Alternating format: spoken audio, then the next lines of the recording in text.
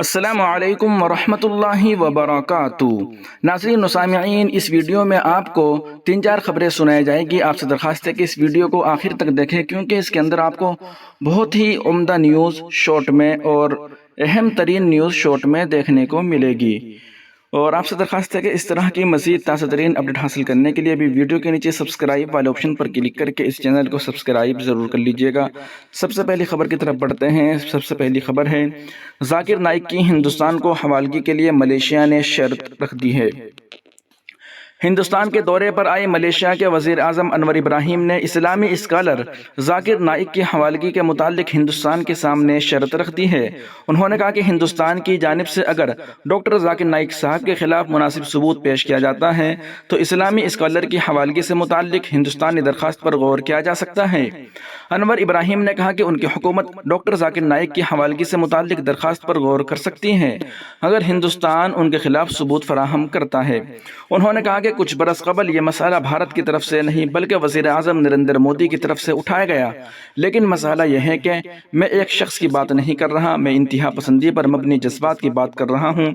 اگر کوئی شواہد کسی فرد، گروہ یا جماعتوں سے منسوب ہیں تو ہماری حکومت کسی بھی خیالات اور ثبوت پیش کرنے کا خیر مقدم کرے گی۔ انہوں نے Indian council of world affairs کے ایک انٹرویو ایکٹیشن میں خطاب کرتے ہوئے کہا کہ ذاکر نائک کا معاملہ دونوں ممالک کو دو طرفہ تعلقات بڑھانے سے نہیں روک سکتا۔ انہوں نے ایک سوال کے جواب میں کہا کہ بات چیت کے دوران ہندوستان نے اس مسئلے کو نہیں اٹھایا۔ واضح رہے کہ عالمی شہرت یافتہ اسلامی اسکالر ذاکر نائک پر مبینہ منی لانڈرنگ اور نفرت انگیز تقاریر کے الزام میں مقدمات درج کیے گئے اور ہندوستان کو وہ مطلوب ہیں۔ ذاکر نائک نے 2016 میں ہندوستان کو چھوڑ دیا تھا، جبکہ انہیں مہاتیر محمد کی قیادت والی سابقہ حکومت نے ملیشیا میں مستقل رہائش فراہم کی تھی۔ وہیں دوسری جانب ایک بڑی افسوسناک خبر آ رہی ہے کہ انتہائی افسوس کے ساتھ آپ تمام حضرات کو یہ اطلاع دی جاتی ہے کہ مشہور عالم دین، پیر طریقت، رہبر شریعت، تصوف کے ایمان حضرت اقدس مولانا قمر الزماں صاحب الہ آبادی دامت برکاتہم العالیہ کے برادر گرامی محترم جناب بدر الزماں الہ آبادی کا تقریباً 85 برس کی عمر میں انتقال ہو گیا ہے۔ انا للہ و انا الیہ راجعون۔ آپ تمام حضرات سے ان کے لیے خصوصی طور پر ایصال ثواب کی درخواست کی جاتی ہے۔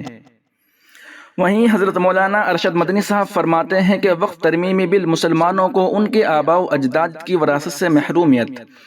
دیوبند میں جمعیت علماء ہند کے قومی صدر مولانا ارشد مدنی نے کہا کہ وہ وقف ترمیمی بل کے حوالے سے مشترکہ پارلیمانی کمیٹی JPC کے اراکین سے ذاتی طور پر ملاقات کر رہے ہیں اور انہیں اس کے مضر اثرات کے بارے میں بتا رہے ہیں۔ مولانا ارشد مدنی نے کہا کہ ترمیم کا مقصد وقف املاک کا تحفظ نہیں ہے بلکہ مسلمانوں کو ان کے آباء و اجداد کی وراثت سے محروم کرنا ہے۔ ایک بیان میں مولانا ارشد مدنی نے کہا کہ مسلمان شریعت میں مداخلت کو کبھی برداشت نہیں کر سکتے۔ جمعیت وقف ترمیمی بل کو رکوانے میں کوئی کسر نہیں چھوڑنا چاہتی۔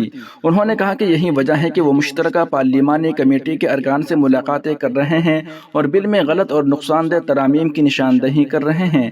انہیں یہ بھی بتایا جا رہا ہے کہ اگر یہ بل منظور ہو جاتا ہے تو اس کے مسلمانوں پر کیا برے اثرات پڑ سکتے ہیں۔ مولانا ارشد مدنی نے کہا کہ اس سلسلے میں حال ہی میں جمعیت علماء مہاراشٹر کے وفد نے ممبئی میں JPC ممبران مہاترے بالیہ ماما، NCPC شرد پوار اور انوی سامت شیو سینا سے ملاقات کی ہے۔ جمعیت کے ارکان آج تمل ناڈو کے وزیر اعلیٰ MK اسٹالن سے بھی ملاقات کر رہے ہیں۔ اس کے علاوہ NDA کی اتحادی جماعتوں تیلگو دیشم لوک جن شکتی پارٹی اور JDU کے قائدین سے بھی ملاقاتیں کی جائیں گی۔ مولانا ارشد مدنی نے کہا کہ وقف املاک سے متعلق بل میں اس طرح کی کسی بھی ترمیم کو برداشت نہیں کیا جائے گا جس کی وجہ سے وقف کی حیثیت یا نوعیت بدل جاتی ہے یا کمزور ہو جاتی ہے۔ وہیں دوسری جانب مسلم پرسنل لا بورڈ کے وفد کی وقف بل اور UCC کی مخالفت کرنے کے لیے تمل ناڈو کے CM اسٹالن سے ملاقات۔ ناظرین و سامعین، ویڈیو کے نیچے سبسکرائب والے آپشن پر کلک کر کے اس چینل کو سبسکرائب ضرور کر لیجئے گا۔ اس طرح کی ویڈیو آپ کو مزید دیکھنے کو ملے گی۔ آل انڈیا مسلم پرسنل لا بورڈ کے ایک وفد نے جنرل سیکریٹری مولانا فضل الرحیم مجددی کی قیادت میں تمل ناڈو کے وزیر اعلیٰ سے ملاقات کی۔ MK اسٹالن سے ملنے والے وفد میں ممتاز شخصیات شامل تھیں، جس میں پروفیسر MH جواہر اللہ MLA اور مینتھنیا مکل کچی کے صدر، تمل ناڈو جماعت العلماء سبھا کے صدر مولانا PA خواجہ محی الدین بقائی، پروفیسر P نصر اللہ پاشا، مسٹر H عبد الرقیب اور مسز فاطمہ مظفر MC وغیرہ قابل ذکر ہے۔ وفد نے حال ہی میں ختم ہونے والے لوک سبھا اجلاس میں مرکزی BJP حکومت کے ذریعے پیش کردہ وقف بورڈ ترمیمی بل کی مخالفت کرنے پر DM کے صدر اور وزیر اعلیٰ سے اظہار تشکر کیا۔ ان کی کوششوں نے بل کو مزید جانچ کے لیے مشترکہ پارلیمانی کمیٹی JPC کے پاس بھیجنے میں اہم کردار ادا کیا ہے۔ وفد نے یہ بھی درخواست کی کہ JPC پر DM کے ارکان اس بل کی بحث کے دوران مخالفت کرتے رہیں۔ وفد نے یکساں سول کوڈ UCC کے بارے میں جاری بات چیت کی شدید مخالفت کی۔ انہوں نے یکساں سول کوڈ ایکٹ 2024 میں موجود خطرناک عناصر پر روشنی ڈالی، جسے اتراکھنڈ اسمبلی نے 7 فروری 2024 کو منظور کیا تھا اور 13 مارچ 2024 کو صدارتی منظوری حاصل کی تھی۔ وفد نے خدشہ ظاہر کیا کہ اس ایکٹ کو غالب طاقت کے ذریعے کمزوروں کے خلاف ہتھیار بنایا جا سکتا ہے، شہریوں کو ان کے بنیادی آئینی حقوق سے محروم کرنے پر مجبور کر سکتا ہے۔ وہیں ایک اور بڑی خبر آ رہی ہے کہ اپوزیشن کی مخالفت کے بعد لیٹرل انٹری پر اپنے فیصلے سے پیچھے ہٹی مودی سرکار، واپس لینا پڑا اشتہار۔ مرکزی حکومت لیٹرل انٹری پر اپنے فیصلے سے پیچھے ہٹ گئی ہے۔ منگل کے روز حکومت نے UPSC کو ہدایت دی ہے کہ 17 اگست کو اس نے جو اشتہار جاری کیا تھا اس پر روک لگائے۔ دراصل جب سے یہ اشتہار جاری ہوا ہے تبھی سے اسے اپوزیشن کے زبردست حملے کا سامنا کرنا پڑ رہا تھا۔ یہی نہیں، NDA کی حلیف جماعتیں JDU اور LGP بھی اس فیصلے کے خلاف آ گئی تھی۔ چہار طرف دباؤ کی وجہ سے مودی حکومت کو اپنے فیصلے سے پیچھے ہٹنے کے لیے مجبور ہونا پڑا۔ اس سلسلے میں اشتہار پر روک لگانے کے لیے مرکزی وزیر مملکت ڈاکٹر جتیندر سنگھ نے UPSC کے چیئرمین کو خط لکھا ہے۔ واضح ہو کہ مرکزی حکومت نے 17 اگست کو ایک اشتہار جاری کیا تھا جس میں لیٹرل انٹری سیدھی بحالی کے ذریعے 45 جوائنٹ سیکریٹری، ڈپٹی سیکریٹری اور ڈائریکٹر کے لیول کی بحالی نکالی گئی تھی۔ اس کے تحت امیدوار بغیر UPSC امتحان کے بحال کیے جاتے ہیں۔ اس میں ریزرویشن کے ضابطوں کا فائدہ نہیں ملتا۔ کانگریس رہنما راہل گاندھی نے اس معاملے کو لے کر سخت مخالفت کرتے ہوئے کہا تھا کہ لیٹرل انٹری کے ذریعے تقرری کر کے کھلے عام SC ST اور OBC طبقے کے لوگوں کا ریزرویشن چھینا جا رہا ہے۔ اس کے علاوہ کئی اپوزیشن پارٹیوں نے بھی مرکزی حکومت کے اس فیصلے کو غلط قرار دیا تھا۔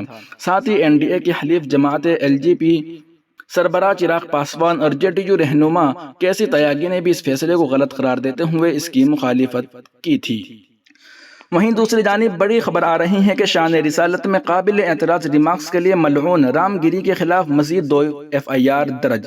ایک پولیس اہلکار نے بتایا کہ پیر کو ممبئی میں ملعون رام گیری کے خلاف ان کے اسلام اور شان رسالت میں قابل اعتراض ریمارکس کے لیے 2 تازہ FIR درج کی گئی۔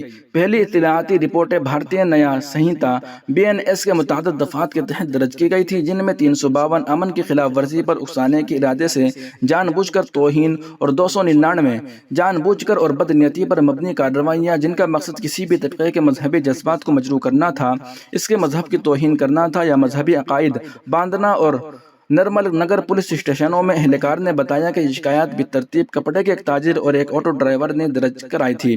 ممبئی کے ماہم پائیدھونی پولیس اسٹیشنوں سمیت مہاراشٹر بھر میں ہندو سیرت کے خلاف پہلے ہی متعدد FIR درج کی جا چکی ہیں۔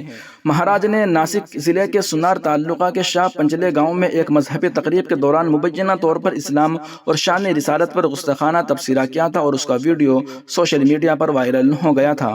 پولیس نے پہلے کہا تھا جیسا کہ ان کے ریمارکس نے احتجاج کو جنم دیا۔ سیر نے دعویٰ کیا کہ ان کے ریمارکس کا تعلق بنگلہ دیش میں ہندوؤں کے خلاف ہونے والے مظالم سے ہے۔ ناظرین و سامعین، ان رپورٹوں کا آپ سن اور دیکھ رہے تھے محسن اسلام یوٹیوب چینل پر۔